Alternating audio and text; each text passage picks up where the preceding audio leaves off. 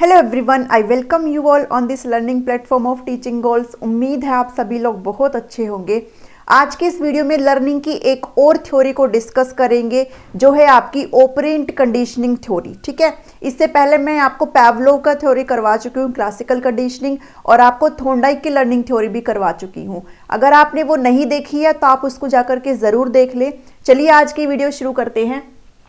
Operant conditioning theory, इसको क्या बोला जाता है हिंदी में? इसको बोला जाता है सक्रिय अनुबंधन सिद्धांत। ठीक है, अब इसके भी दो तीन नाम है जो आपको अच्छे से क्या करने हैं, अपने माइंड में रखने हैं। इस थ्योरी को और भी क्या बोला जाता है? इसको इंस्ट्रूमेंटल यानी कि क्रिया प्रसूत सिद्धांत भी इसको बोला जाता है, और इसको आरएस थ्योरी यानी कि रेस्पॉन्स स्टिमुलस थ्योरी, अनुक्रिया उद्दीपक सिद्धांत भी इसको बोला जाता है। अब इन थ्योरी को ये क्यों बोला जाता है ये भी हम पढ़ेंगे।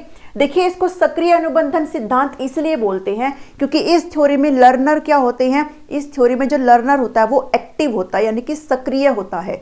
जबकि जो पैवलोव की थ्योरी हमने पढ़ी थी क्लासिकल कंडीशनिंग, उसमें जो लर्नर था वो क्या था? उसमें लर्नर पैसिव था। ठीक है, कुत्ता जो खाना देख रहा था तो उसके मुंह में जो लार आ रही थी वो ऑटोमेटिक था, वो स्वाभाविक था, तो वहां पे वो एक्टिव नहीं था बल्कि क्या था? पैसिव था। लेकिन यहां पर क्या है? लर्नर काम कर रहा है, लर्नर जो है वो क्या है? एक्टिव होगा। ठीक है, इसलिए इसको सक्रिय अनुबंधन का सिद्धांत बोला जाता है। नेक्स्ट है इंस्ट्रूमेंटल थ्योरी। इसको क्यों बोलते हैं? इस थ्योरी को क्रिया प्रसूत सिद्धांत इसलिए बोला जाता है क्योंकि इस थ्योरी के अंदर स्किनर ने अवार्ड और पनिशमेंट, यानी कि अगर आप कोई सूटेबल यानी कि वांछित व्यवहार अगर आप करेंगे तो आपको एक अवार्ड दिया जाएगा, आपकी प्रशंसा की जाएगी, आपको तारीफ मिलेगी। लेकिन अगर आपका व्यवहार वांछित नहीं है, जैसा व्यवहार चाहिए था वो नहीं है, तो आपको क्या मिलेगा? पनिशमेंट मिलेगी। इसलिए इस थ्योरी को क्या बोला जाता है? इंस्ट्रूमेंटल थ्योरी भी बोला जाता है। ठीक है, नेक्स्ट है रेस्पॉन्स और स्टिमुलस। आपने जो पहले दो थ्योरी पढ़ी है थॉर्नडाइक की और पैवलोव की, उन थ्योरी को स्टिमुलस रेस्पॉन्स यानी कि एसआर थ्योरी बोला जाता था, जबकि ये जो थ्योरी है इसको उल्टा बोला जाता है, इसको रेस्पॉन्स और स्टिमुलस थ्योरी बोलते हैं। क्यों बोलते हैं? क्योंकि इसमें जो लर्नर है वो एक्टिव है, वो पहले कार्य करेगा, वो पहले रेस्पॉन्स करेगा और बाद में उसको क्या मिलेगा? स्टिमुलस मिलेगा। ठीक है, इसलिए इस थ्योरी को क्या बोला जाता है? आरएस थ्योरी बोला जाता है। एक्सपेरिमेंट जब मैं आपको बताऊंगी तो आपको ये अच्छे से और भी समझ में आ जाएगा। अगर बात करूं इस थ्योरी की, तो इस थ्योरी को किसने दिया था? इस थ्योरी को दिया था स्किनर ने 1938 में इस थ्योरी को दिया था स्किनर ने। स्किनर कौन थे? अमेरिकन साइकोलॉजिस्ट थे। ठीक है, आप लोग ये याद रखेंगे। और एक बात और, ये जो थ्योरी है आपकी, ये किसके अंदर आती है? ये बिहेवियरिज्म के अंदर आती है। ठीक है, किसके अंदर आती है? बिहेवियरिज्म यानी कि व्यवहारवाद की ये थ्योरी है, व्यवहारवाद। ठीक है, इसकी ये थ्योरी है। तो आप ध्यान रखेंगे किसकी थ्योरी है? पैवलोव वाली भी बिहेवियरिज्म के अंदर आती थी और ये भी किसके अंदर आती है? ये भी बिहेवियरिज्म के अंदर आती है। ठीक है, यहां से आपको समझ में आया। अब जो स्किनर थे उन्होंने ये थ्योरी क्यों दी और कैसे दी? क्योंकि जो स्किनर थे वो थॉर्नडाइक से ज्यादा प्रभावित थे। जो थॉर्नडाइक ने अपना लॉ ऑफ इफेक्ट, उसने प्राइमरी के 3 लॉ दिए थे। लॉ ऑफ रेडीनेस था, लॉ ऑफ एक्सरसाइज था और लॉ ऑफ इफेक्ट था। ठीक है, जिसमें मोटिवेशन पे हमने बात करी थी। अगर आपने नहीं देखी है तो आप उसको जाकर के जरूर देख ले। तो जो थॉर्नडाइक का लॉ ऑफ इफेक्ट था उसके ऊपर ये पूरी थ्योरी बेस्ड है। बस आप ये समझ लीजिए कि जो लॉ ऑफ इफेक्ट है वो इस थ्योरी का क्या है? बेस है। क्या है? इस थ्योरी का बेस है यानी कि आधार है। अब लॉ ऑफ इफेक्ट क्या कहता था कि कोई भी जो लर्नर है अगर वो लर्निंग करता है तो अगर वो अपनी लर्निंग से अगर संतुष्ट है, ठीक है, अगर वो सेटिस्फाई है, तो उसके जो लर्निंग की प्रोसेस है वो और भी ज़्यादा तेजी से बढ़ेगी, और भी ज़्यादा तीव्र हो जाएगी। लेकिन अगर वो अपनी लर्निंग से संतुष्ट नहीं है तो उसके जो लर्निंग है वो क्या हो जाएगी? धीरे धीरे कम हो जाएगी। जिसमें मोटिवेशन था, अगर लर्नर कोई भी कार्य कर रहा है और वो सेटिस्फैक्शन है तो वो और भी ज़्यादा क्या होगा? मोटिवेट होगा, तो वो अपने कार्य को और भी ज़्यादा जल्दी करेगा और उसकी जो लर्निंग की प्रोसेस है वो भी क्या हो जाएगी? तेज हो जाएगी। इसी को सेम बोला है किसने? स्किनर ने। स्किनर ने बस किसका यहाँ पे जिक्र कर दिया? स्किनर ने रीइंफोर्समेंट यानी कि पुनर्बलन पे बात करी है। स्किनर कहते हैं कि अगर कोई भी लर्नर जो है अगर वो लर्निंग करता है और अगर उसका जो स्पेसिफिक बिहेवियर है, जो उसका वांछित व्यवहार है, अगर वो जैसा भी उसका व्यवहार होना चाहिए वैसा ही है, उसकी जो लर्निंग जो प्रोसेस है अगर उसमें उसे सेटिस्फैक्शन मिल रही है, तो वो क्या होगा? उसको रीइंफोर्समेंट मिलेगा, उसको पुनर्बलन मिलेगा। ठीक है, वहां पे थॉर्नडाइक ने मोटिवेशन पे बात करी थी, लेकिन जो स्किनर है वो कहते हैं कि उसको क्या मिलेगा? लर्नर को रीइंफोर्समेंट यानी कि पुनर्बलन मिलेगा। और ये जो रीइंफोर्समेंट रीइंफोर्समेंट है वो लर्नर को और भी अच्छा लर्न करने के लिए क्या करेगा, प्रेरित करेगा, उत्साहित करेगा। ठीक है, तो इस थ्योरी में जो मेन पॉइंट है वो क्या है, थ्योरी में रीइंफोर्समेंट यानी कि पुनर्बलन पे बात होती है। अगर बात करूं कि रीइंफोर्समेंट के बारे में किसने बात करी थी, तो आप कहेंगे स्किनर ने बात करी थी। शेपिंग यानी कि आकार देना, इसके बारे में भी किसने बात करी, इसके बारे में भी स्किनर ने बात करी है। जब मैं आपको थ्योरी में पढ़ाऊंगी ना, अभी एक्सपेरिमेंट कराऊंगी, तो आपको ये सब समझ आ जाएगा। ठीक है, मैं आपको ये बता ही चुकी हूँ, जो लर्नर है वो किस फॉर्म में रहेगा, इसमें एक्टिव फॉर्म में रहेगा। पहले वो रेस्पॉन्स करेगा, बाद में उसको क्या मिलेगा, स्टिमुलस यानी कि खाना मिलेगा। इस थ्योरी में पनिशमेंट और अवार्ड भी जो है दिया गया है। ठीक है, अगर मैं ये सारी चीजें आपको तब समझ आई जब आप इस एक्सपेरिमेंट को समझेंगे। इन्होंने किस पे एक्सपेरिमेंट किया था, तो इन्होंने किसके ऊपर एक्सपेरिमेंट किया था, रैट के ऊपर, चूहे के ऊपर अपना एक्सपेरिमेंट किया था। ठीक है, आप लोग ध्यान रखेंगे, चूहे के ऊपर भी और पीजन यानी कि कबूतर के ऊपर भी एक्सपेरिमेंट किया था। ठीक है, तो रैट को इन्होंने क्या किया, इन्होंने एक बॉक्स लिया जिसको क्या बोला गया, स्किनर बॉक्स इसका नाम रखा गया। इन्होंने एक हंग्री रैट को इस बॉक्स के अंदर क्या कर दिया, बंद कर दिया। ठीक है, अब यहाँ पे देखो एक लाइट यहाँ पे लगाई गई और एक ये जो है लीवर है जिसको प्रेस करने के बाद इस फूड डिस्पेंसर में खाना ऑटोमेटिक आके गिर जाता था। ठीक है, और ये क्या है, इलेक्ट्रिक ग्रिड है। अब इस एक्सपेरिमेंट में क्या है, जैसे ही चूहे को भूख लगेगी, ठीक है, तो वो क्या करेगा, उछल कूद यहाँ पे इधर उधर दौड़ेगा। तो उसका पैर अगर इस लीवर पे पड़ता है, अगर उसका पैर सही वाले लीवर पे पड़ता है, तो एक ग्रीन लाइट यहाँ पे जलेगी और ग्रीन लाइट जलते के साथ यहाँ इस डिस्पेंसर में क्या आके पड़ेगा, इसमें खाना आके गिर जाएगा और चूहा अपनी भूख यहाँ से मिटाएगा।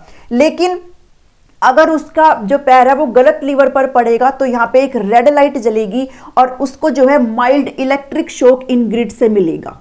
तो यहाँ पे क्या हुआ है, यहाँ पे अगर वो सही से लीवर प्रेस करेगा तो उसको खाना मिलेगा और उसको रीइंफोर्समेंट मिलेगा। ठीक है, वो और भी ज्यादा उसको क्या क्या फास्ट हो जाएगा। ठीक है, उसको और भी ज्यादा वो प्रेरित होगा कि वो कैसा सुटेबल बिहेवियर यानी कि वांछित व्यवहार यहाँ पे दिखाई दे। ठीक है, तो वो क्या करेगा, फिर से लीवर दबाएगा तो उसको फिर से यहाँ पे ग्रीन लाइट जलेगी, खाना मिलेगा। और अगर वो गलती से रेड लाइट जलाता है तो उसको क्या मिलेगा, पनिशमेंट भी यहाँ पे साथ साथ मिल रही है।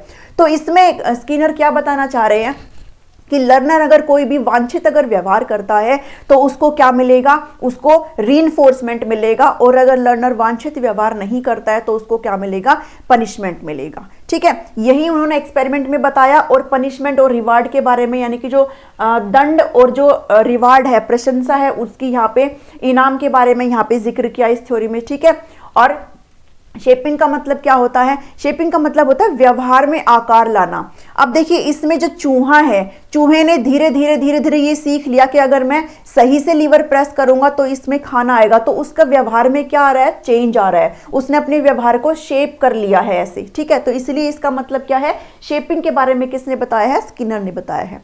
ठीक है, यहां से समझ में आया आपको, ये मैं आपको बता चुकी हूँ कि थॉर्नडाइक के लॉ ऑफ इफेक्ट के ऊपर ये जो है बेस है। ठीक है, चलिए अब बात करती हूं। अब इन्होंने जो है दो तरह के व्यवहार पे बात करी है। व्यवहार के कुछ दो टाइप्स बताए हैं स्किनर ने, जिसमें आपका एक व्यवहार है आपका ऑपरेंट यानी कि क्रिया प्रसूत, और दूसरा व्यवहार है आपका रेस्पोंडेंट यानी कि प्रतिवादी। रेस्पोंडेंट जो व्यवहार होता है वो ऑटोमेटिक होता है, इसके लिए हमें कॉन्शियस यानी कि अपने माइंड पे इतना ज्यादा जोर देने की जरूरत नहीं पड़ती। ये वो व्यवहार है जो एकदम से होता है। जैसे आपका अगर हाथ किसी गर्म चीज पे अगर रखा जाता तो आप ऑटोमेटिक अपने हाथ को क्या कर लेते हैं, रिमूव कर लेते हैं, आपको जरा से सोचने की भी जरूरत नहीं पड़ती। तो ये क्या है, आपका ऑटोमेटिक बिहेवियर है। लेकिन अगर ऑपरेंट बिहेवियर की बात करो तो इसमें आपको कॉन्शियसली सोचना पड़ता है। आप किसी भी स्टिमुलस को देख करके जो कॉन्शियसली जो रिस्पॉन्स करते हैं वो आपका क्या है, ऑपरेंट बिहेवियर है। ठीक है, आप इसको यहां से याद रखेंगे। उसके बाद इन्होंने जो है रीइंफोर्समेंट यानी कि जो पुनर्बलन है, इसके भी दो टाइप बताए हैं। ठीक है, रीइंफोर्समेंट यानी कि पुनर्बलन के कितने टाइप बताए हैं, दो टाइप बताए हैं। एक होता है पॉजिटिव सकारात्मक, जिसको धनात्मक पुनर्बलन भी बोलते हैं, और एक होता है नेगेटिव, जिसको नकारात्मक और ऋणात्मक पुनर्बलन भी बोला जाता है। ठीक है, पॉजिटिव रीइंफोर्समेंट कैसा होता है, इसमें मान लो अगर आप किसी भी थिएटर में परफॉर्मेंस अगर कोई भी करता है, ठीक है, थिएटर में अगर परफॉर्मेंस करता है और उसके परफॉर्मेंस को देख करके अगर ऑडियंस खुश होती है तो उसके लिए क्या करती है, उसके लिए तालियां बजाती है। तो वो क्या है, एक तरीके से उसके लिए क्या है, पॉजिटिव रीइंफोर्समेंट है। ठीक है, अब अगर रीइंफोर्समेंट बात करूं तो रीइंफोर्समेंट में जो लर्निंग होती है ना, वो हमेशा क्या होती है, इंक्रीज होती है, फिर चाहे वो पॉजिटिव रीइंफोर्समेंट हो और चाहे वो नेगेटिव हो, तो लर्निंग हमेशा क्या होगी, इंक्रीज ही होगी। वहीं अगर पनिशमेंट की बात करो तो इसमें लर्निंग क्या होती है, डिक्रीज होती है। ठीक है, आप इस चीज को याद रखेंगे कि रीइंफोर्समेंट चाहे पॉजिटिव हो नेगेटिव हो, लर्निंग इंक्रीज होगी, और पनिशमेंट में चाहे पॉजिटिव नेगेटिव लर्निंग क्या होगी, डिक्रीज होगी। ठीक है, पॉजिटिव का मैंने आपको बता दिया कि अगर आप कोई भी स्कूल में कोई भी अच्छा काम करते तो टीचर अगर आपको प्रेज करता है, आपकी अगर तारीफ करता है, आपको स्टार वगैरह देता है, तो वो क्या है, पॉजिटिव रीइंफोर्समेंट में आता है, पॉजिटिव यानी कि जो सकारात्मक पुनर्बलन है उसमें आता है। वहीं अगर नेगेटिव या फिर नकारात्मक और ऋणात्मक पुनर्बलन की बात करूं तो इसमें अगर टीचर आपको क्या करे, टीचर अगर आपको स्टार ना दे करके अगर आपको स्टार देना बंद कर दे तो आप क्या करेंगे, आप उस स्टार को पाने के लिए क्या करेंगे, फिर से अपनी जो मेहनत है, अपनी जो पढ़ाई है उसको और भी ज़्यादा अच्छे से करेंगे ताकि आपको फिर से क्या मिल सके, स्टार मिल सके। तो ये क्या एग्जाम्पल है, ये आपका नेगेटिव यानी कि नकारात्मक और या फिर ऋणात्मक पुनर्बलन का एग्जाम्पल है। इसमें क्या किया है टीचर ने, जो स्टिमुलस था ना, स्टिमुलस क्या था, वो स्टार था जिसको पाने के लिए बच्चा क्या करता है, काम करता है, उसको क्या कर दिया है, रिमूव कर दिया है। उस स्टिमुलस को क्या कर दिया, रिमूव कर दिया। अब उस स्टिमुलस को पाने के लिए बच्चा क्या करेगा, और भी अच्छे से मेहनत करेगा। तो ये क्या है, यहाँ पे लर्निंग उसकी हो रही है, लर्निंग उसकी इंप्रूव ही हो रही है, इसलिए ये क्या है, नेगेटिव जो नकारात्मक पुनर्बलन है, इसका ये एग्जाम्पल है। ठीक है, इसका एक एग्जाम्पल आप और देखो कि अगर मान लो आपसे क्लास में टीचर कहे, या कॉलेज में मान लो अगर आप हो और आपसे अगर टीचर कहे भाई आपको ना डेली प्रेजेंट होना, आपको अपनी जो अटेंडेंस है वो डेली लगानी है, फिर चाहे आप ना नेक्स्ट जो आपका फाइनल एग्जाम है ना उसमें मत बैठना। तो यहाँ पे क्या किया उन्होंने, जो फाइनल एग्जाम है ना, जो अनवांटेड स्टिमुलस है बच्चे के लिए, उसको रिमूव कर दिया और बच्चे को क्या बोला कि आप ना डेली आओ क्लास में। तो इसमें भी क्या हो रहा है, अगर बच्चा डेली क्लास में आएगा तो बच्चा तो पढ़ाई करेगा ना, उसकी लर्निंग क्या हो रही है, लर्निंग उसकी इंक्रीज ही हो रही है। ठीक है, तो यहाँ पर क्या किया टीचर ने, उसको एक तरीके से क्या, जो स्टिमुलस था उसको रिमूव कर दिया और बच्चे की क्या हो रही है, लर्निंग इंक्रीज हो रही है। पनिशमेंट अगर दो तरह की होती है, तो जो पॉजिटिव पनिशमेंट होती है यानी कि सकारात्मक होता है, उसमें किस तरीके से होता है, उसका एग्जांपल मैं आपको बताती हूँ। जैसे आप किसी ऑफिस में काम करते हो और आपको कोई प्रोजेक्ट आपके बॉस ने दिया है और आपने वो प्रोजेक्ट टाइम पे नहीं किया है, तो आपके बॉस क्या करेंगे, आपके इस बिहेवियर के बारे में कि भाई आपने XYZ, आप कोई भी हो, आपने जो है ये प्रोजेक्ट टाइम पे नहीं किया, और सबके सामने बताएंगे कि भाई इन्होंने ये प्रोजेक्ट जो है टाइम पे नहीं किया है। तो ये किस में आता है, ये पॉजिटिव पनिशमेंट में आता है, यानी कि अगली बार आप ध्यान रखेंगे कि आपका जो प्रोजेक्ट है वो किस में हो, टाइम पे हो, आपके जो प्रोजेक्ट ना करने के चांस है वो क्या हो, लाइकली कम हो जाए। ठीक है, नेगेटिव यानी कि नकारात्मक में क्या आएगा, नकारात्मक पनिशमेंट ऐसा होता है कि मान लो मैंने एक स्टूडेंट है, उसको रूम साफ करने के लिए दिया अपना, ठीक है, और वो क्या कर रही है, अपने फोन में लगी हुई है, उसने अपना रूम जो है साफ नहीं किया, तो मैं क्या करूंगी, उसका फोन छीन लूंगी उससे। ठीक है, फोन छीन लूंगी उससे, तो ये किस में आता है, ये नेगेटिव पनिशमेंट में आता है, यानी कि मैंने उस जो स्टिमुलस है उसको रिमूव कर दिया है। ठीक है, तो वो क्या है, नेगेटिव पनिशमेंट के अंदर आए कि उसका मैं फोन ही उससे छीन लूं। ठीक है, आपको ये समझ में आया यहां से। स्केड्यूल ऑफ रीइंफोर्समेंट क्या होता है, देखिए स्केड्यूल ऑफ रीइंफोर्समेंट दो तरीके से होता है, एक होता है कॉन्टिन्यूअस यानी कि लगातार सतत जो पुनर्बलन है इसको बोलते हैं, और एक होता है पार्शियल जिसको आंशिक बोलते हैं। जो पार्शियल जो कंटिन्यूअस वाला होता है ना, उसको आप ऐसे समझे, जैसे मान लो मैं एक बच्चा है क्लास में, मेरी क्लास में एक बच्चा है, वो अच्छा काम करता है, और उसको मैं डेली क्या देती हूँ, उसको मैं डेली उसके अच्छे काम के लिए उसको स्टार दे देती हूँ डेली। ठीक है, आप इन एग्जांपल्स को अपनी नोटबुक में अपने अकॉर्डिंग लिख लेना। मैं जो है स्टार उसको दे देती हूँ, वो डेली अच्छा काम कर रहा है, मैं उसको डेली स्टार दे रही हूँ, वो डेली अच्छा काम कर रहा है, मैं फिर से उसको स्टार दे रही हूँ। एक टाइम ऐसा आएगा जब बच्चा क्या हो जाएगा, स्टार लेते लेते ना बोर हो जाएगा, उसको लगेगा कि यार कुछ भी नहीं है, बस ये स्टार ही है और कुछ भी नहीं है। तो ये क्या है, एक तरीके से कॉन्टिन्यूस रीइंफोर्समेंट भी बच्चे को नहीं देना चाहिए, ये जो है इतना अच्छा नहीं होता है। ठीक है, इतना अच्छा ये नहीं होता है कॉन्टिन्यूस रीइंफोर्समेंट। पार्शियल का मतलब ये होता है कि मैं बच्चे को स्टार दे दूं और कभी मैं बच्चे को स्टार ना दूं, तो उस स्टार को पाने के लिए बच्चा जो है डेली अच्छा काम करेगा। तो जो पार्शियल वाला जो रीइंफोर्समेंट है ये क्या होता है, गुड, यानी कि ये जो है बच्चे के लिए अच्छा होता है। ठीक है, यहां से आपको ये चीजें समझ में आई। तो आज हमने बात करा है स्किनर की थ्योरी के बारे में, जिन्होंने रीइंफोर्समेंट पे और पनिशमेंट और अवार्ड पे इन्होंने बल दिया है। इनकी थ्योरी थॉर्नडाइक के लॉ ऑफ इफेक्ट से प्रभावित थी, अगर आपसे कोई पूछे तो। ठीक है, इन्होंने शेपिंग वर्ड किसने दिया था, स्किनर ने दिया था। रीइंफोर्समेंट पे किसने बात करी थी, स्किनर ने बात करी थी। ठीक है, और इस थ्योरी को इंस्ट्रूमेंटल आरएस थ्योरी बोला जाता है, ये मैंने आपको बता दिया है। ठीक है, अब देखो आरएस थ्योरी क्यों बोला जाता है, क्योंकि चूहे ने पहले क्या किया है, चूहे ने पहले लीवर प्रेस किया है, पहले उसने रिस्पॉन्स किया है और बाद में उसको क्या मिला है, खाना मिला है, इसलिए इस थ्योरी को क्या बोला जाता है, आरएस थ्योरी इसको बोला जाता है। ठीक है, टाइप्स ऑफ बिहेवियर मैंने आपको बता दिया, रीइंफोर्समेंट कितने तरीके का होता है ये आपको पता होना चाहिए, पनिशमेंट कितने तरीके का होता है ये आपको पता होना चाहिए। ठीक है, आई होप आपको ये वीडियो यहाँ से पसंद आई होगी, आपको हेल्प हुई होगी। अगर आपको पसंद आती है तो आप इसको जरूर लाइक करें, चैनल को सब्सक्राइब करें। Thank you, thanks for watching me.